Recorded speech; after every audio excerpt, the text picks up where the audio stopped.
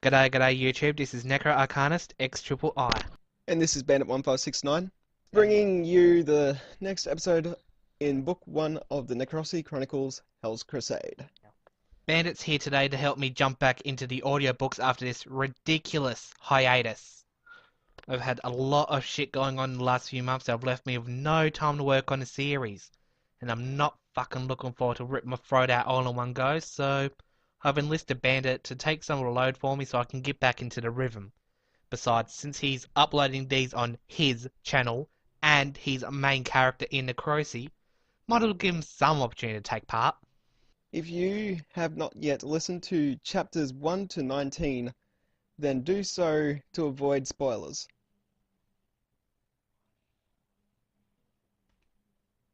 Previously on Hell's Crusade, starting from chapter 16, my sister's keeper, the Necro Crusaders Sin Invitarum, have been searching for Adele's estranged twin sister, Kyra, after her succubus mother, Shia, abducted Adele and attempted to sacrifice her and Kyra to please her master.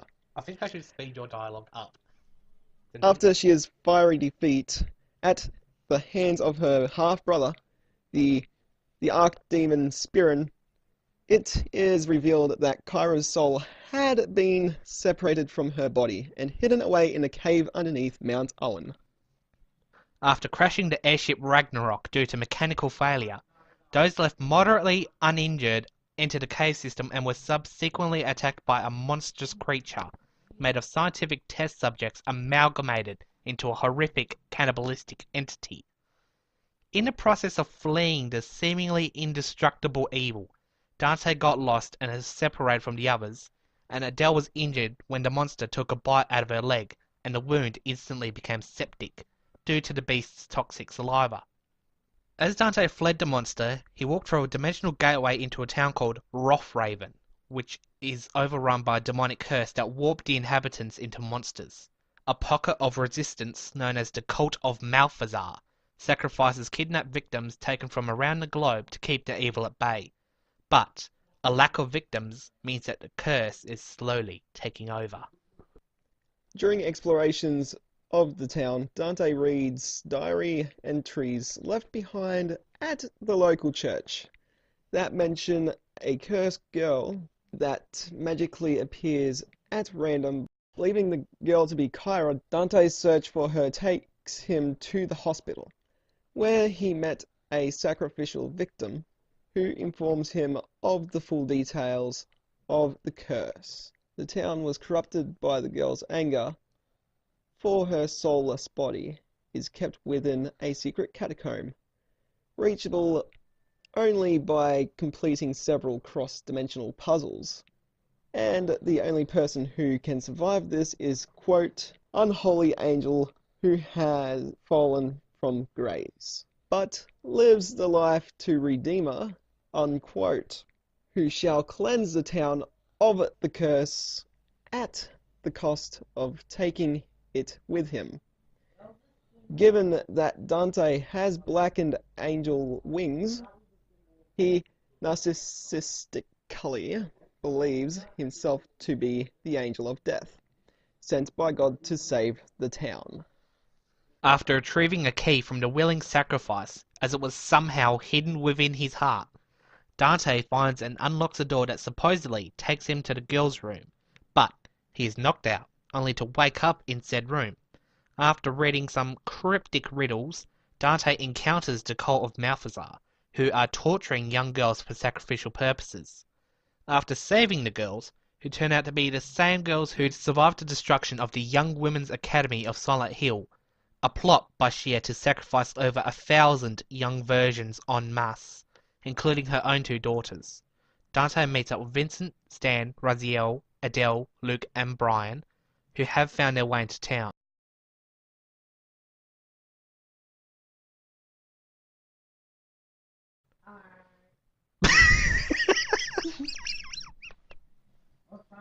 That was said at an awkward time. I should come in there and kick your ass. Or I should do it so it's like brotherly. Your turn's coming up. Mm. After... For fuck's sake. I'm waiting for him to say it again.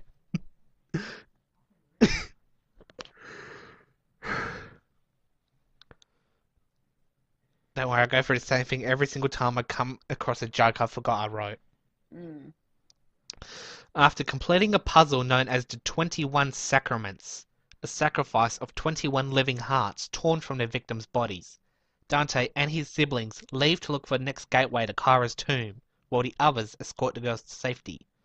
That is pretty much everything up to speed, so I'll throw the first part over to Bandit1569 as we begin Hell's Crusade, Chapter 20, Another Way to Die.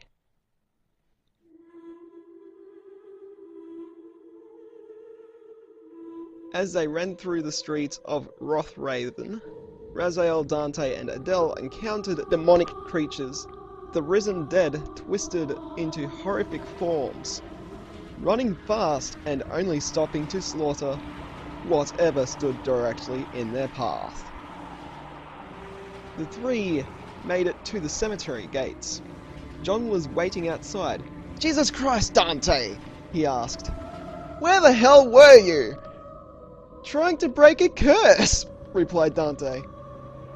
"There's a dead chick in that church that can tell you about it. Don't ask.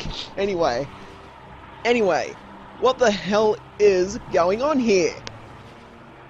"What the hell is going on here is that the mausoleum's crypt and catacombs opened up and poured out all sorts of diseased mutants. After the bioweapon outbreak during bloody World War III, I swore to and at God that I would never have to look at another bioweapon freak again." "They're not mutants," said Dante. "They're demons. More specifically, they're human spirits deformed by a curse that turned them into demons. Thanks to Raz and I sharing a good memory between us, I can document the whole bloody lot when we get home." Adele looked around. "Where is everyone?" she asked. "I sent them out to look for you lot," said John. "Half of them came back empty and went home. Vincent, Bob, Stan, and old Bry are still out." Dante became worried. "We sent them back to you. It turns out that she has planned to kill off a large group of girls and cult following. And her survivors were abducted and taken her so that her minions could finish them off. One got executed, the rest should be on their way, with the guys now." At that moment, John's phone began to ring. Ding-a-ling, ding, ding-a-ling, ding, ding-a-ling, ding, ding. And it answered itself. "Man, it's Bob," came a loud shout. "We're out here trying to protect some civs and we're completely friggin' surrounded in the hospital." "I know where that is," said Dante. "Just up the road. Past 4 blocks and we can't miss it." John ran off towards the hospital. "Come on," he shouted. "You should be alright by yourself, Dad," said Raziel. "We're trying to find Kyra and if I'm not mistaken, we used a ritual to open the gateway to her chambers and then these opened up. She might be down here, so we'll check it out. Then we'll let you know about the outcomes." John hesitated, but said nothing, and took flight, disappearing into the fog. The three turned around and looked at the largest crypt within the graveyard area. "All bets on the table," said Dante. "You really think so?" asked Raziel. "If movies have taught me anything, hidden passages are in large areas. That way, it will be more dramatic for a giant door in a cathedral to open itself instead of a small hatch in the floor." Dante trudged on ahead. Raziel and Adele looked at each other, sighed, and quickly followed him. The inside of the crypt was a series of catacombs dimly lit with crystals that glowed in the dark. Between each crystal was a tomb, freshly opened to allow the majority of the rancid smell out. The putridness of the stench was enough to pierce and stain through Adele's veil and Raziel's scarf. Dante kept a good distance ahead, driven by some unknown force. Eventually, he stopped at the bottom of the stairs, where a large metal plate awaited him. A symbol was carved into the plate, which spanned most of the wall. It resembled a serpent wrapped around a staff within an upside-down triangle, the entirety of which was inside a thick ring lined with runic writing. Raziel attempted to translate, "Abandon all hope who seeks the dreamer. The universe is hostile beyond damnation, shrouded by angels that lurk in the hearts of men. Fall into the darkest depths of despair and into the abyss. She will not be awakened until the deed is done." "The deed is done?" asked Adele curiously. "I don't know," replied Raziel. "I cannot make out the end. It just makes a vague statement about something called Ica." Raziel pulled out a phone and began to call. Spearman picked up on the other line. "Hello?" he asked. "It's Raziel. I can't reach Brian. He left his cell at home and Dad's busy rescuing him from nightmarish monsters. Do you know anything about something called Ica?" Ica. Let me see. Yes. Ichor is a silvery substance that replaces the plasma in the blood of divine creatures. So technically, gods and angels alike all have ichor in their blood. The thing is though, that the fluid actually changes the colour of blood to gold when it is present. Anything else? I do know of a demonic counterpart, but I cannot remember what it is called. It is like ichor, as it is silver in the dormant state, but becomes black or deep purplish red in contact with blood cells. Ironically, it's also useful for cleaning up human blood. When it comes into contact, the plasma turns it into an acidic substance that sublimates and dissipates in a chain reaction of self-destruction. Well, we found a runic script here that mentions Ica. If I can send you a picture, can you have a look? I'll see what I can do. I am not used to technology yet, so I'll have Mikey or Jack have a look. Raziel hung up and took a photo of the wall before emailing it to Spearman. Raziel then called him again. "Did you get it?" he asked. "Yes, I did," replied the demon. What do I buy, a dragon? "You're gonna get your face bitten off in Skyrim. Fucking idiot." Oh, he's doing your video. Yes. So, would you kindly fuck off?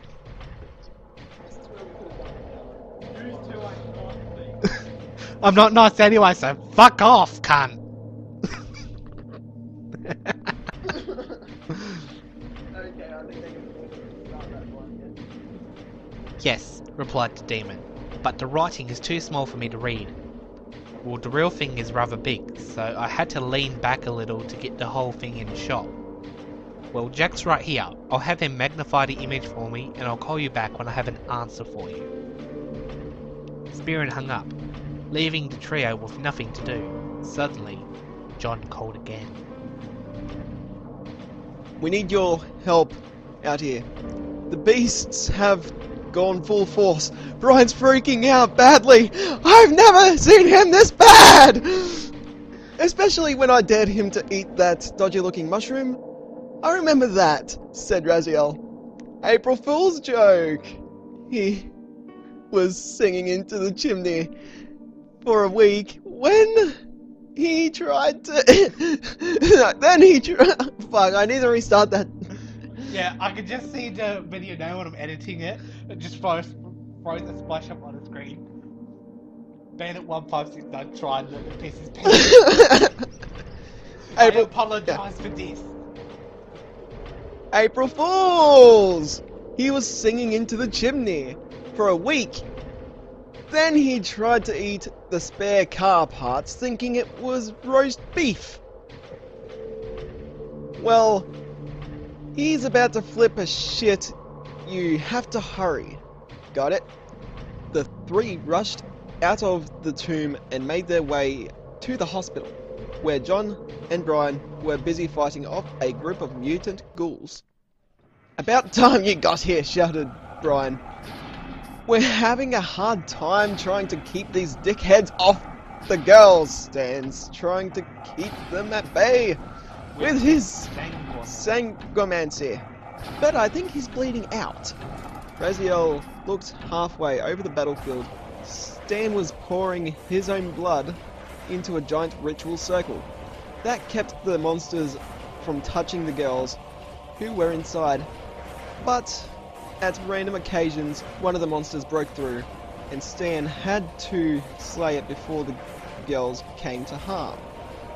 The blood spilled kept the circle active a while longer, but even noticeable through his helmet, Stan looked exhausted. "Where are the others?" asked Adele.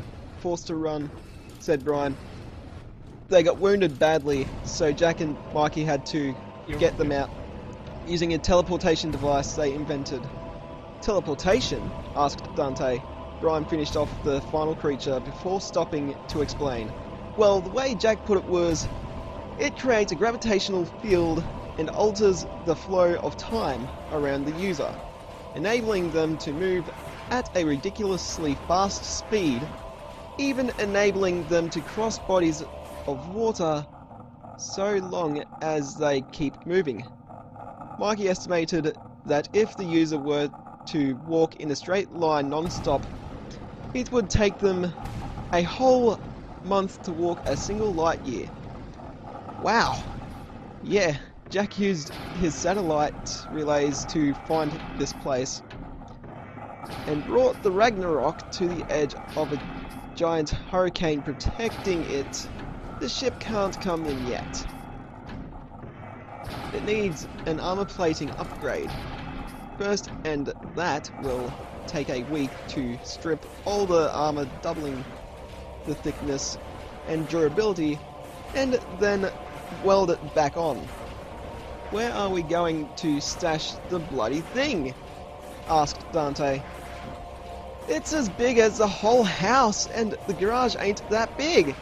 Everyone not wounded is back in Aussie, building an underground bunker to store it." "We're not in Australia anymore?" asked Raziel.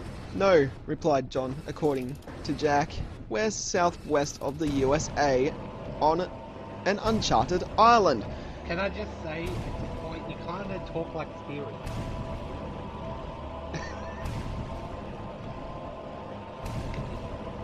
"On an uncharted island." Mikey says that due to the plate tectonics, background radiation, carbon dating, etc., the town was built around 20 years ago for its mineral mines and the fact there was a penal colony just outside of town. Then it broke off of the states around 10 and it floated out to sea. We're just over 100 miles off from the mainland. Stan suddenly collapsed, and the others ran over to check on him. John knocked on Stan's helmet a couple times. "Mate, are you breathing?" he asked. Stan attempted to lift his arm, but he was too weak and could only move his wrist. "I've lost a lot of blood," he sighed. "Even with my charms, the cost was just too much." "We should be right for now," said Brian. "We'll call Jack to get you out of here." John took his phone out of his pocket and began texting Jack.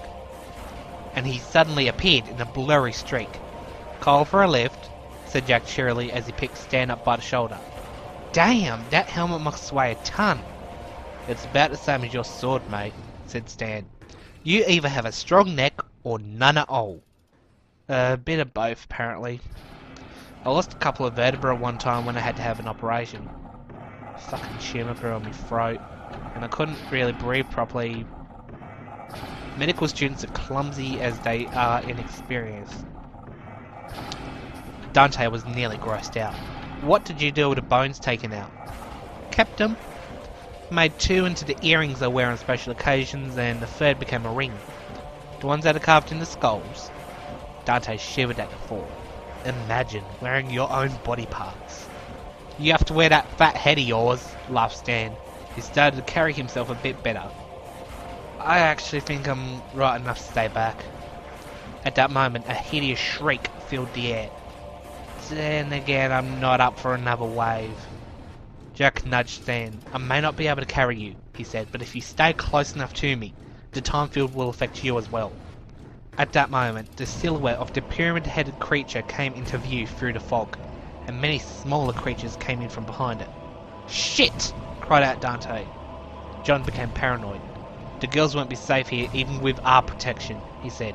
Can you do something, Jack? John turned around, but Jack and Stan were already gone. Damn it! The pyramid-headed creature came into view, but there was something different about it. John was too busy texting to notice until Adele pointed it out. The beast's butcher apron was shortened into a kilt of sorts. And the more horrifying change was that the disembodied spirit of Shari had been fused into the body of the monster. It appeared as if her arms were cut off at the elbows and her legs were cut off at the knees before being stitched to the creature's body at the cut off parts. The creature's own skin was even overlapping where the torso area was, leaving only her head free to move around on its own. And that was even more disturbing, as her mouth was full of razor-sharp teeth, and her eyes were soulless and black, the skin pale white, and it seemed as though the blood vessels were visible as black lines in a cobwebbed pattern. Everyone, even the stalwart John, was shocked and horrified at what had become of her. The rat bastard must have gotten to her, said Dante. I'll show the fucker what he deserves for this travesty.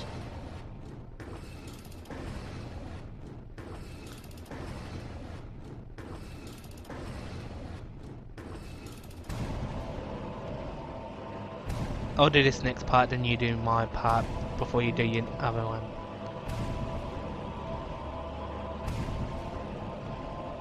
Dante rushed up to the creature and kicked it in the head hard enough to shatter the contraption that held its lips open, and the force of the machine breaking ripped them off completely. Its skin grew back over where the lips were, making the face naturally more skeletal in appearance. As Dante then ran back to Raziel's side, the trapped soul of Shari snarled at the group and cursed them in a forbidden language. Dante then nudged Raziel. Line? He asked. I think it's ancient Sumerian, replied Raziel, but I'm not sure for certain. She says that we should beware the wrath of the Viraj, walking embodiment of some ancient god of destruction.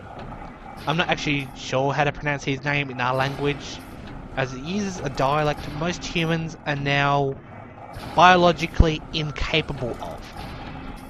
But if I had some paper, I could actually spell how it sounds. The Viraj monster let out a hideous roar, and its minions went on the offensive.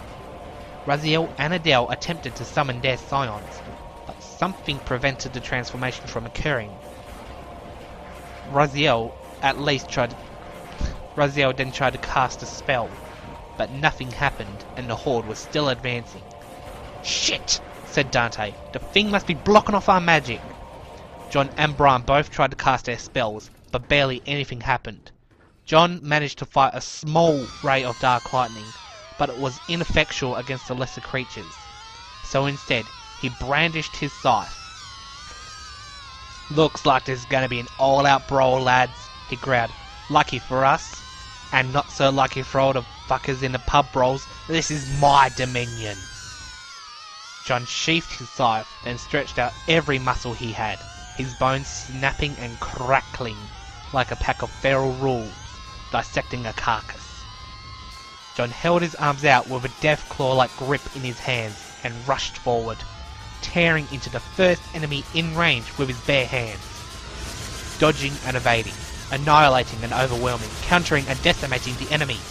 John took out the lesser demons within a full minute, but that was only 1/3 of the enemy forces. Raziel, Brian and Dante all raised their weapons and charged headfirst into battle. Adele realised that she did not have her sword to sacred hymn, but she did have the power to summon it in her right hand. Her glaive detached from her bracer and began to spin around the sword magically, acting like a giant chainsaw. Adele then rushed into battle alongside the others, often falling back to kill any stragglers that made it through their defences with a flick of her wrist. In the heat of battle, John became cocky and overconfident with his ability and charged head-on at the Virage. However, the beast anticipated his attack and blocked his butt with one arm. Then he threw him away with the other. The innocent girls hiding in the back lines had to run in all different directions to avoid John crashing into them. He landed on his back and jumped onto his feet as he hit the ground. "You lot alright?" he asked. There was a small mutter of mutual confirmation. "Good. If any of those freaks make it out, yell out." John ran back into the fray, and with the high exception of the Virage, the entire battalion was dead within minutes. The group focused their efforts on bringing the beast down, but their weapons did almost no damage to its hardened flesh. The beast just laughed loudly, mocking their efforts.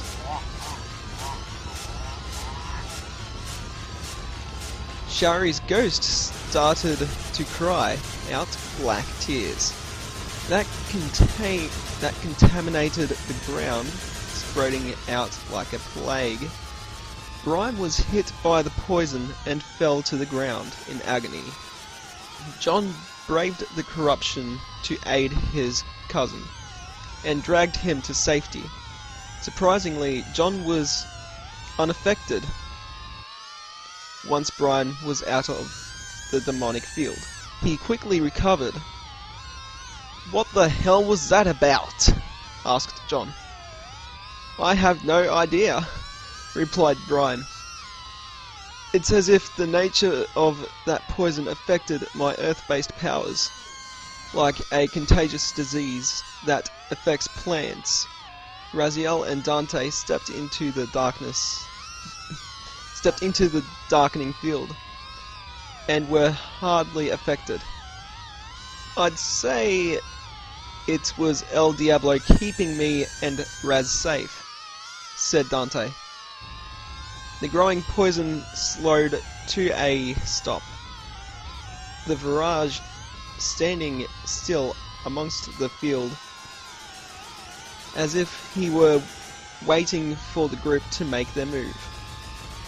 "I have no idea what it's trying to achieve with this," said Raziel. "But I think he's paralyzed himself to maintain this ability, and has left himself open."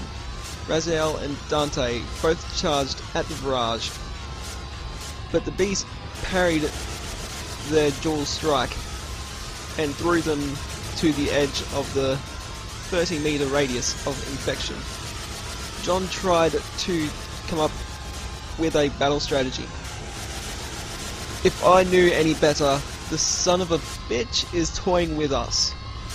Cheeky bastard." The Virage mockingly dared the group to attack with a beckoning gesture. Grunting is an almost laughing manner. "I don't want to test my luck," said Adele. "I am angelic, so that might incinerate me." B. Dante has... That's right. You don't have a day job. You have to say Yeah, basically. that. That's what I'm gonna live around. So, that might incinerate me. B. Dante has the swiftest attack, and that thing blocks him and Raziel working in tandem with expert precision. See, I don't know how it's blocking our magic. John had a thought. A. You also have demon blood. That may give you an immunity. B. We could fly over it. C. It can't block everything. Adele stretched her toes onto the field and jumped back with a painful scream. "You're right?" asked John. "I thought something like that would happen," growled Adele. "Bloody thing burning me." The monster laughed and dared the group again.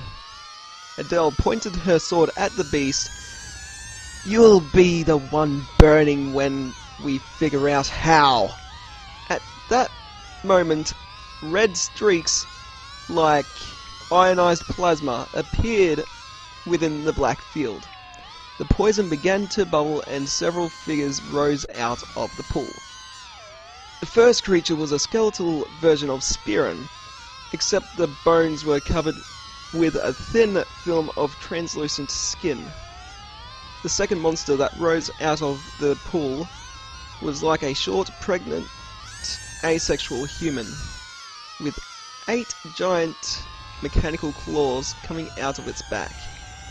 Its mouth held a tube filled with water, and its head could extend itself on a contraption similar to the breathing apparatus on a life support machine. The third beast was like a worm, only each segment of the worm was the torso of a female mannequin. The head of the worm had 4 arms coming out of the back of its head that covered the mouth area. The next creature was a person in a straitjacket, but had 3 scythe-like claws emerging from its back. And finally, the last creature to emerge from the darkness was a person in a spiked cage. The person was covered in black ooze that rendered detail invisible, but judging from body shape, it was female. The limbs were stretched out and nailed to the corners of the cage interior, and a fleshy tumorous mass emerged from the person's back, spreading out along the ground like a snail's body. Through the thick slime, the eyes were visible and pleading for freedom. The mouth was fixed permanently open in a silent scream, and from it emerged thick cable of barbed wire, and slowly swayed about in the air. John tried again to reach Jack for help, but the reception was almost dead. Electricity sparked in the air, and a burial squall raged. Burial squall, why did I say that? It's a job. Yeah, and that's messing shit up. And a brutal squall raged. It was only now that John realized why Jack was not available. Electromagnetic storm, he thought to himself. That's just great. Even if I could reach Jack, he can't come in without getting fried. Letting loose a sadistic war cry, John and the others charged to the attack. Raziel lunged at the skeletal beast. Adele attacked the spider-like creature. Dante went after the mannequin worm. John charged at the straitjacket monster, and Brian went for the caged woman, leaving the barrage unattended. But it carefully watched as he stood silent, as if he was expecting his minions to finish the group off. Each warrior and their opposing demonic hellbeast were equally matched, fighting to a standstill. At that moment, the Virage gave the minions an order, shouting at each one in turn in deeply distorted English. Bind them, Lushabara, Amanyan Shapret, Athextaras, Larash Madal, Marisha. At that moment, the skeletal Zushubara encaged Raziel in a bone prison by shooting its ribcage forth. The arachnoid Amanion Shapred used its bulk to knock Adele to the ground. Then it used its claws to pin her limbs in a scissor-like fashion. The worm, Asphyxtaris, wrapped her body around Dante's shoulders, slowly crushing him and preventing him from slashing at her in retaliation. The bound Flora Ashmedel pinned John down in a fashion similar to that of Adele, only the 3 massive claws took an arm and a leg each, and the third blade was pointed at its throat at point-blank distance. The encaged Mari Shah used her barbed tongue to restrain Brian's limbs, hanging him upside down. John gave a laugh in response. I gotta give the guy credit to his intellect. Still, that won't save him. Each of the 5 monsters gave a lengthy glance at the Virage, then turned their attention to the 30 girls who were hanging on the sidelines, watching in horror. The dark energy field surrounding the Virage slowly retracted into his feet, and he started to walk towards the girls. "Run!" shouted John.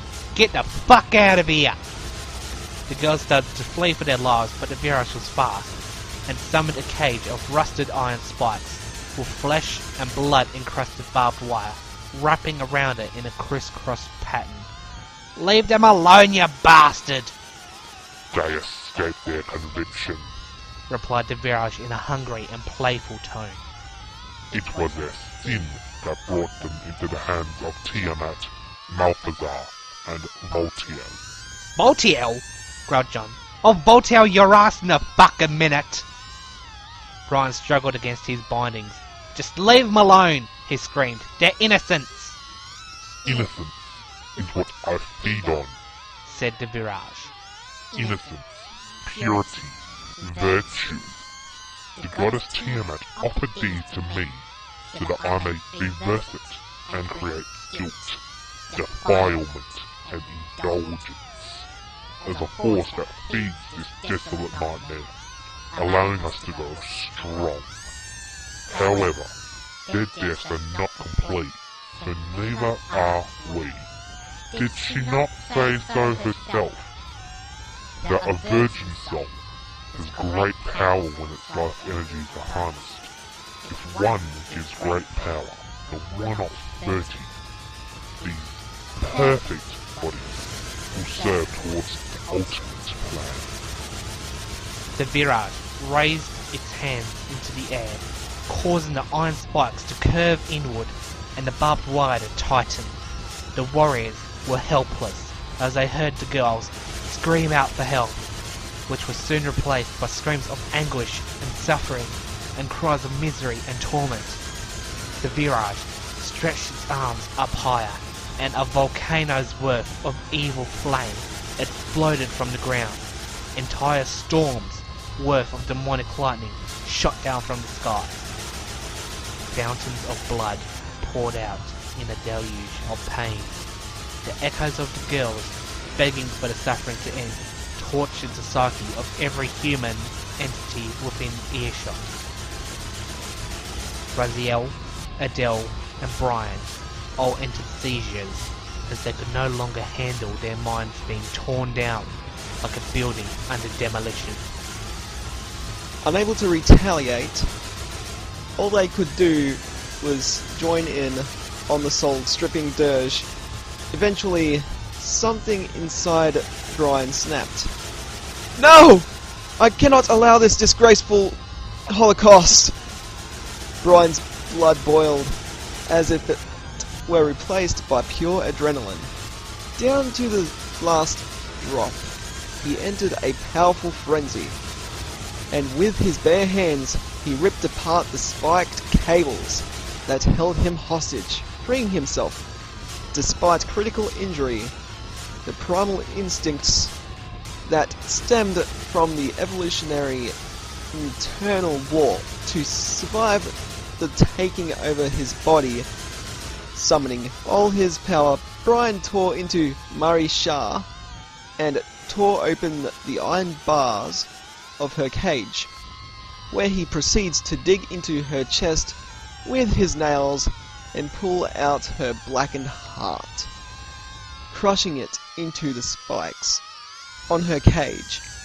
As she collapsed into fatality, Brian lunged at the Virage and plunged his dagger into the beast's chest, ripping downwards.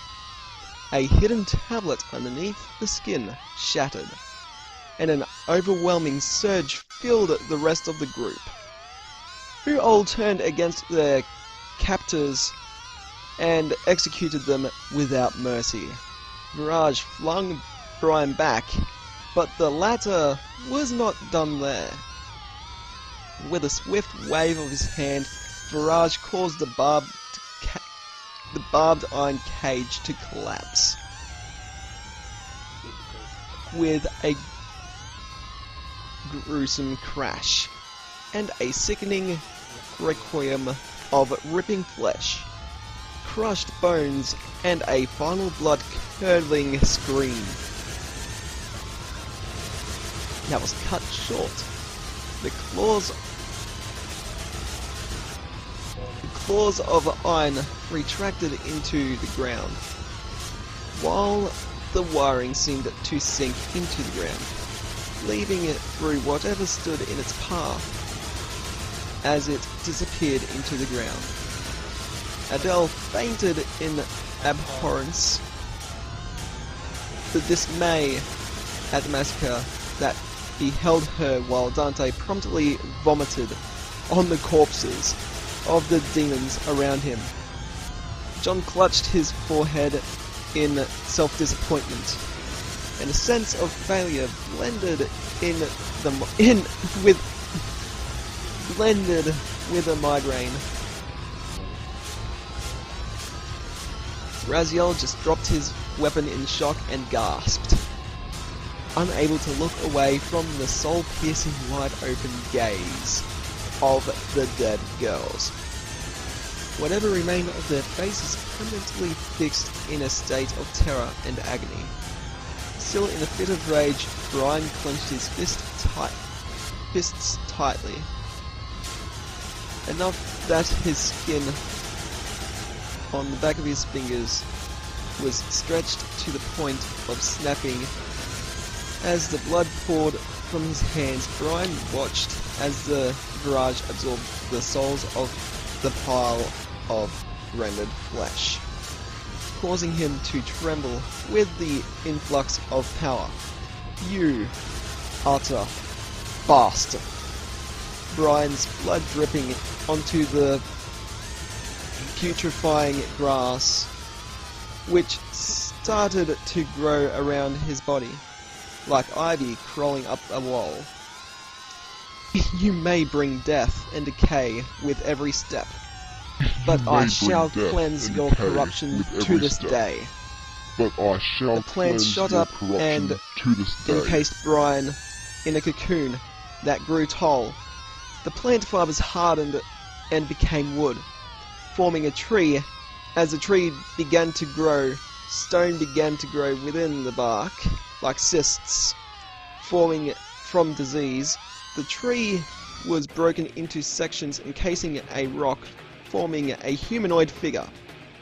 Without any neck or shoulders, a head formed with the branches of the tree making up 5 tied back ponytails, and reached down to the back of the knees. And the cracks in the stone began to glow with the textures of jade and beryl. Brian had become a golem, thrice the size of the Viraj. He ripped a tree out of the ground nearby and proceeded to flourish it like a massive warhammer. "My consciousness was kept secret for thousands of years," he said in a wise and powerful voice. "Now I come not as the guardian of the Tree of Life, but as a soldier in the name of the Earth Mother. I have gone by many names, the most common being Titan." The golem began to bounce the tree club off of his open palm as he looked beyond the Viraj to see its handiwork. "You have done well to incur the wrath of Mother Gaia. I shall lay down her judgment in a ground-sundering cataclysm." Titan raised his club into the sky and brought it down upon Viraj, who just jumped out of the way. You missed. It sneered. Did I? Replied Titan. The ground cracked open of its own accord and became a mass grave as the 30 corpses fell inside. The gap then promptly sealed. Now that they are out of the way, sneered Titan as it quickly turned around in a full circle, hitting Viraj hard enough with his club that the beast was sent flying through the air, crashing into the hospital where he seemingly disappeared. Silence seemed to pass for a few minutes, but all of a sudden, a hideous roar emerged from the building as the roof shattered and Viraj started to mutate and grow, reaching a similar size to Titan's. However, the only other change was that instead of the ghost of Shari growing as well, all 31 of the girls, slain by him and his order, were fused to his chest. It seems like he's using them as a power source, said Raziel. The poor things, added Adele. We've got to put them out of their misery. Our chances of success depend on it. I'm on it, exclaimed Dante, who disappeared into a cloud of smoke that blended in well with the fog. Viraj went on the offensive and attacked Titan by thrusting a magically conjured sword with the intention of impalement. Titan barely dodged the attack, but was knocked over by a follow-up horizontal swing. Titan was overwhelmed by the sudden strength, and he was unable to counter half of the attacks due to the strain of blocking them. Suddenly, Dante appeared, hovering in front of the Viraj on his black wings. He closed his eyes and pressed the blunt side of his katana against his forehead, chanting, "In the name of me, Angel of Death, I sentence these souls to freedom in decimation of the Viraj."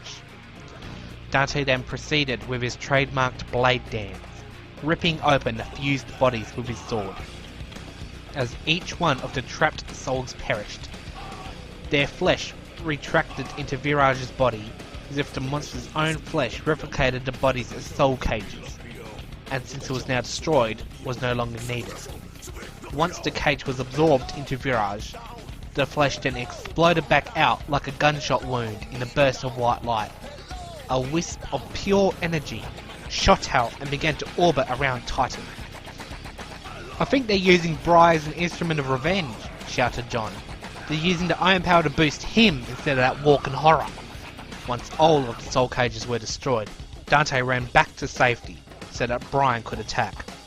Raziel and Adele nodded towards each other and transformed into their scions.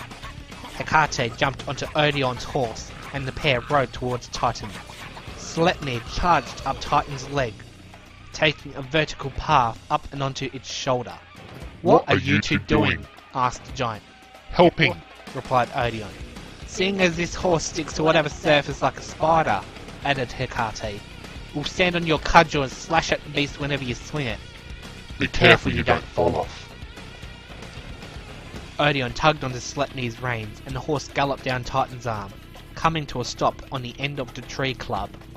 Hecate was amazed at the sight of the 31 freed souls gathering around the giant mace. Even though they were just orbs of light, she could swear that they were smiling at her. John and Dante then suddenly flew on scene. "We're in!" they shouted in unison. "Ready for the attack," said Dante. "Now that we've got our magic back," added John, "let's Unleash hell! John fired off a new spell that was a combination of the Lightning Storm Apocalypse and Blue Orb Gravigigaton.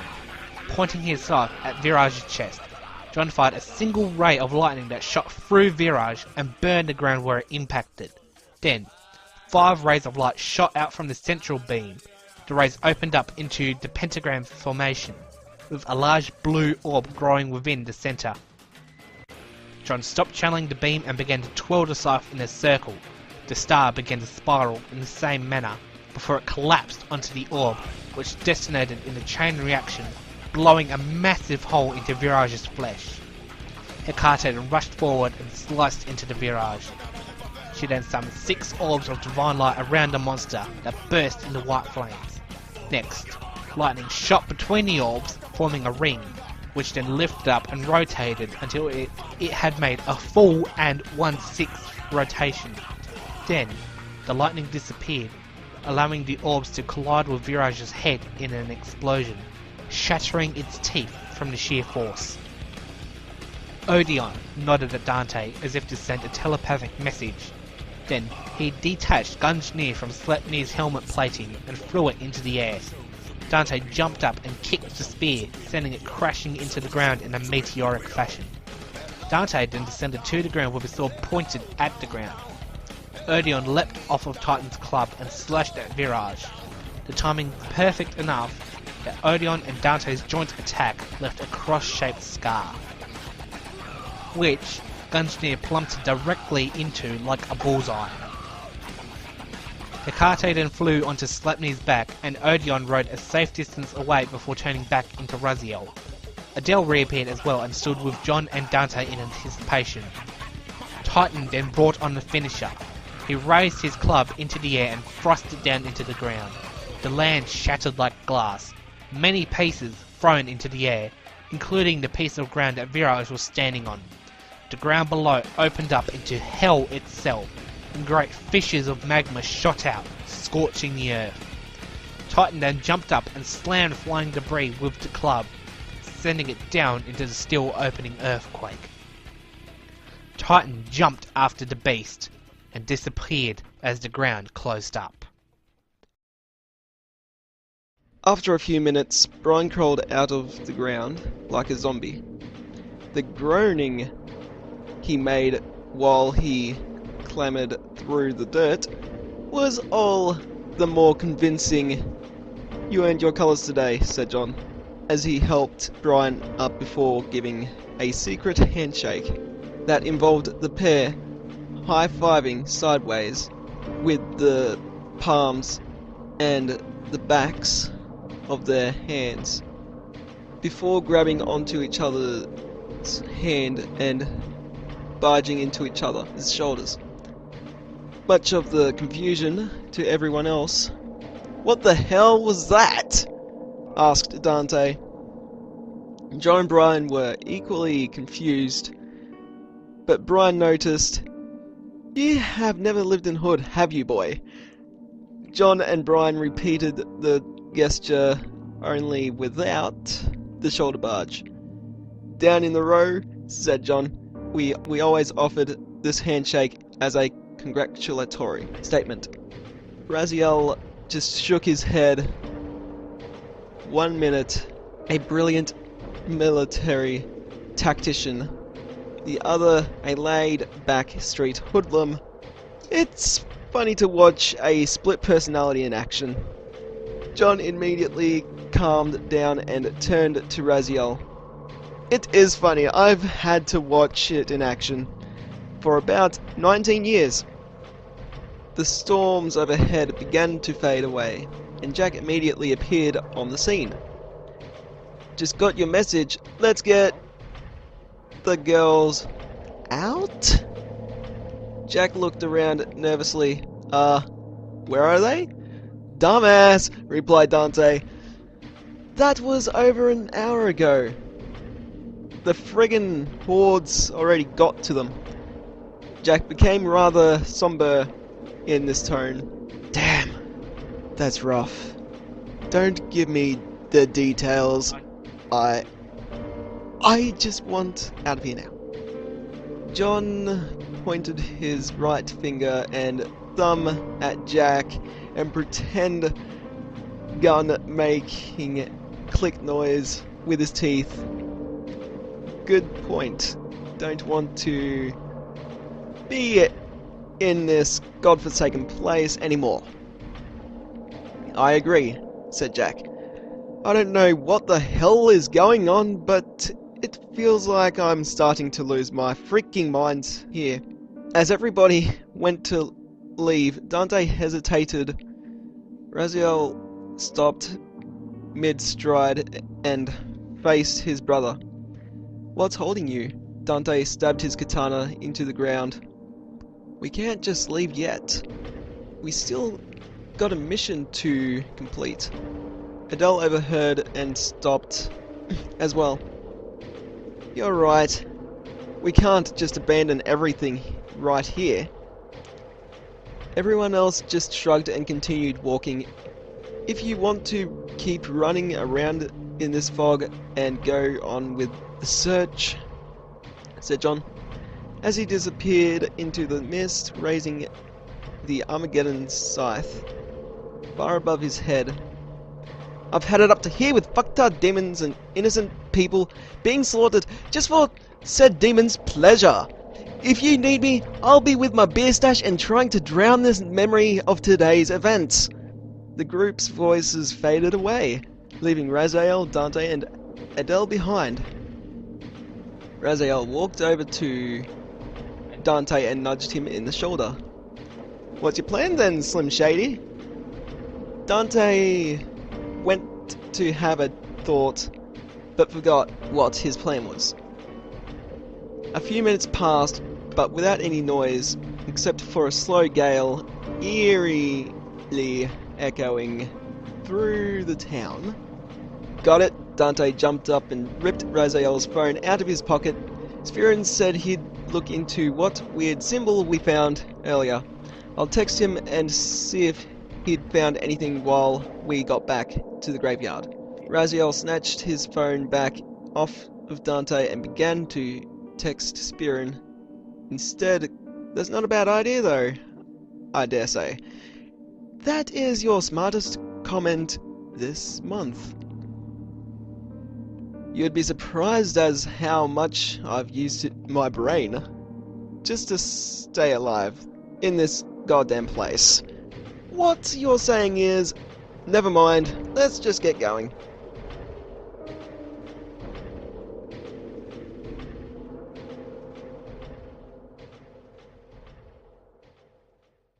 And that's the end of Chapter 20. We fought a powerful god of destruction, failed to save a bunch of teen girls, and came nowhere close to finding Kyra.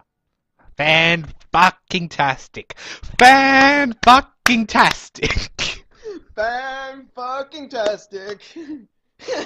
That just turned into a song. You're a special little man, aren't you? Well, it did kind of sound as if it was sung into a singing tone. Yeah, but I was ad-libbing a line. It's not in the script anywhere. Now, this is the part where we explain some of the inspirations for the chapter. As stated in previous chapters, the subplot for this section of Hell's Crusade is based on the Silent Hill franchise. Continuing on from that, 4 out of the 6 monsters that were faced in the epic battle were based off of bosses from Silent Hill. Some spoilers here. The skeletal Zushibara is in imagery based on Alessa's Dream, the final boss of Silent Hill Origins. Its name comes from an entity in the lore of Silent Hill known as the Red God. The name Zushibara originates from Mayan Yucatec, roughly translating to flower spear. The mechanical spider, Amanion Shapred, is the final boss of Silent Hill Homecoming, Amnion. Its name comes from amniotic fluid, which is the water that fills a woman's womb when she is pregnant. Don't give me that fucking look. He's laughing at me. He's laughing at me. How am I laughing? You're Clearly. You're, How am I laughing? you're giggling. I will recreate that laugh, I dare say. I was about to fucking talk yet. Silent Hill Homecoming has a theme of childbirth in it, which is why it has such a somewhat gross detail to it. Anyway, the second part of the Necroarcanist version's name, Shapred, comes from Shepherd, the surname of the protagonist of Homecoming, Alex. The mannequin worm, Asphyxtaris, is based on Asphyxia, also from Homecoming, as the third boss in the main game. Its deadliest attack is to drain the air from the character's lungs, ultimately suffocating them. Taurus was added by me from terra, Latin for earth. Asphyxiation from earth is another way of saying buried alive, even though that has nothing to do with the Asphyxia boss. The fourth and final Silent Hill inspired boss is Marisha. it is based off the Mary boss from Silent Hill 2, and the Shah comes from Shard, referring to the main character James Sutherland, whose memories about the fate of his wife are fragmented, which is the plot of the whole game. The only creature out of the main five who is not Silent Hill related is Floro Ashmedel. The fuck are you doing? I can see you moving. He is based off of the mutant form of Alexander Ashford in Resident Evil Code Veronica. However, his name comes from the Floros, a powerful object in Silent Hill, its purpose being vital to that of both Silent Hill 1 and Silent Hill Origins. Ashmedel is a corrupted form of Asphodel, one of the 7 lords of hell in the Catholic Old Testament biblical mythology. The change from Asphodel to Ashmedel refers to the ash surrounding Rothraven and Silent Hill. Finally, the Virage is a reference to the cult classic video game The Legend of Dragoon by Squaresoft for PS1. Without spoiling too much, the Virage is a god of destruction, and its various children are scattered throughout the world. However, given that Hell's Crusade is based off of the Final Fantasy franchise mostly, the Virage having the ghost of Shari and subsequently the other girls fused to its chest is a reference to the Adele boss from Final Fantasy VIII, who, spoiler alert, fuses a main character to her chest as a way of tapping into their powers, which in Final Fantasy VIII is called junctioning, which the characters actually have to do with the various summon monsters as a way of leveling up their stats, cause EXP is worth jack shit in the game. And in addition, the Virage's detail in the Crusade of having no face but chattering teeth is a reference to the Chatterus Cenobite from the Hellraiser franchise. Going back to Final Fantasy, Brian's Sky on Titan is a reference to Titan from, of course, Final Fantasy as the Earth Elemental summon. Though usually depicted as a naked or barely robed giant, Just like in the anime Attack on Titan. the Necroarcanist's Titan being made of stone referenced Brian's affinity with the earth and the giant tree growing from his back, giving him a large afro, referencing the fact that the real world Brian, who actually is Necroarcanist's cousin, that has a massive curly afro part of Titan's design, partially also came from the Guardians of the Darksiders franchise, an abandoned video game and a comic series about the 4 horsemen of the apocalypse. Only 2 games were ever made, the first focusing on war and the other thing about death. That is the last of the lore of the chapter, so onto the music credits. During the intro of the chapter, Scarlet Battle from Silent Hill Homecoming plays. The eerie choir introducing the song leads up into the hectic battle theme of the Necroarcanist fighting the twisted demonic creatures at the cemetery. When Raziel, Dante, and Adele checked out the crypt's Acid Horse from Silent Hill Homecoming plays, while actually the final battle theme of the game, it's quite somber, giving a nice respite for a relatively calm scene. It also plays during the end after the battle with Virage.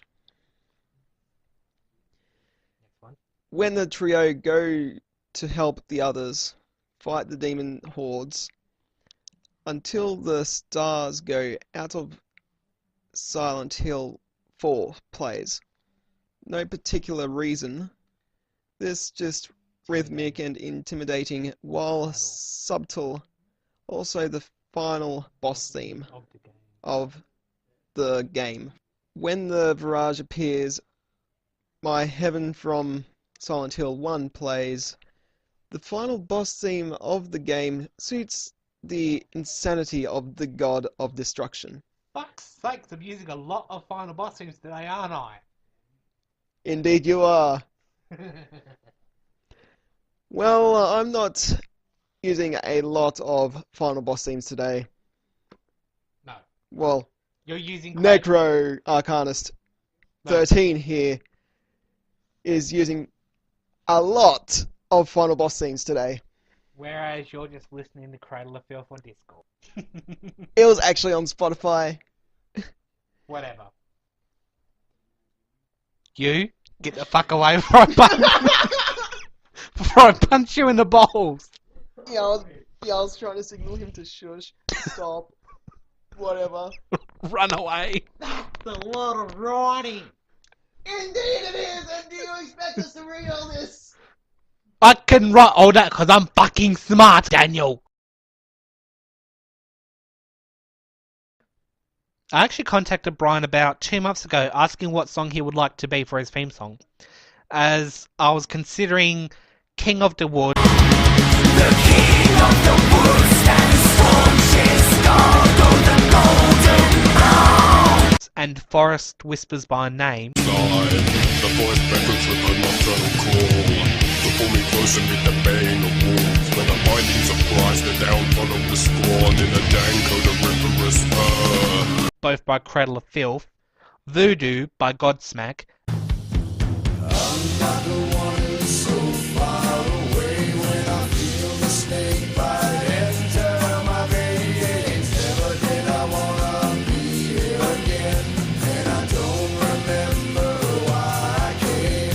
and the namesake of this chapter, Another Way to Die by Disturbed.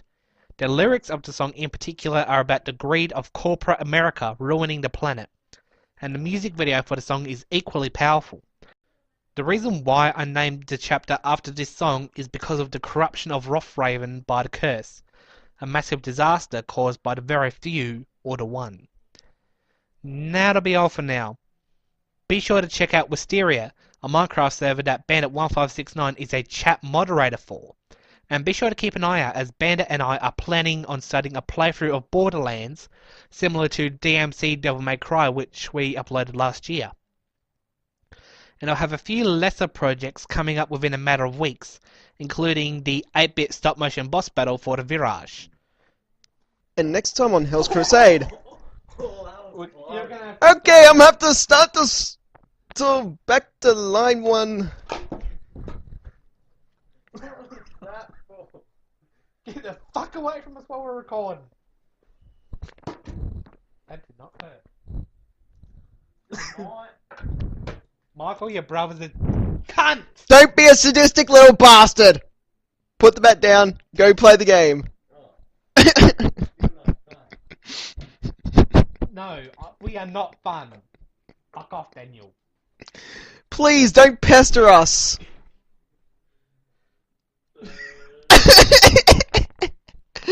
Honestly, there's got a few sentences left and you can piss off. What? So I can speak more? No, that means you shut the fuck up and hear us. Okay, fine. And next time on Hell's Crusade, a double episode special as the Hunter. You get hammered to the head. A double episode special. Use all your strength, John. Use all your strength. I only need half of it, and this is my dominant arm.